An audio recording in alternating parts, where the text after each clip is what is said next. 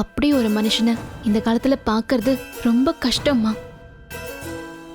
நான் அவரை விரும்புறேன்னு சொன்னதும் அவர் என் பணத்துக்கோ வசதிக்கோ ஆசைப்படல. அவரோட விருப்பத்தை பளிச்சுன்னு நேரடியா என்கிட்ட சொன்னாரு. அதுதான் எனக்கு அவர் மேல இருக்கிற காதலை இன்னும் அதிகமாக்கிடுச்சு.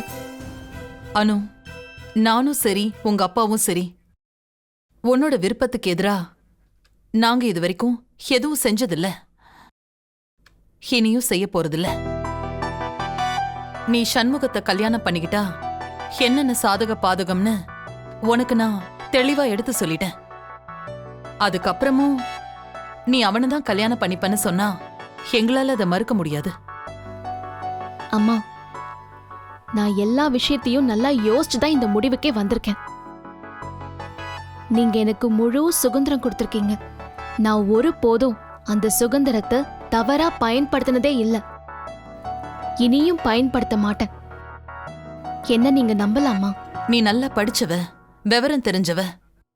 உனக்கு நான் நல்லது கெட்டது சொல்லிக் கொடுக்க வேண்டிய அவசியம் இல்ல. உன்னால சண்முகத்தோட சந்தோஷமா வாழ முடியும்னு நீ உறுதியா நம்புனா நிச்சயமா நாங்க அதுக்கு தடையா இருக்க மாட்டோம்.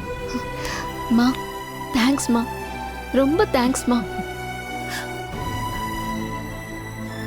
ஆனா சண்முகம், அத பத்தி நீ கவலைப்பட வேண்டாம்.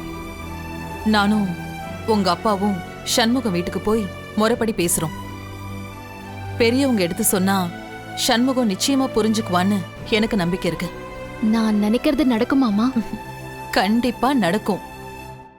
ஒன்ன போய் சண்முகத்துக்கு பிடிக்காம இருக்குமா? ரொம்ப பெரிய இடமா இருக்கேன்னு யோசிச்சு அவன் தயங்கலாம். அந்த தயக்கத்தை உடைக்க வேண்டியது எங்க பொறுப்பு. நீ கவலைப்படாத.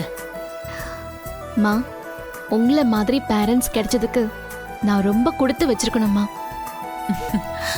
இப்பதான் உன்னோட முகத்துல சிரிப்பை பார்க்க முடியுது. உன்னோட சந்தோஷம்தான் எங்களுக்கு முக்கியம் அனு. அதுக்காக நாங்க எங்களோட அந்தஸ்து, கௌரவம் எல்லாத்தையும் தூக்கி எறிய தயாரா இருக்கோம். போதுமா? அம்மா, இது போதுமா எனக்கு? சரி, நான் சாப்பாடு எடுத்து வைக்கிறேன், வந்து சாப்பிடு. மா, எனக்கு பசிக்கலம்மா.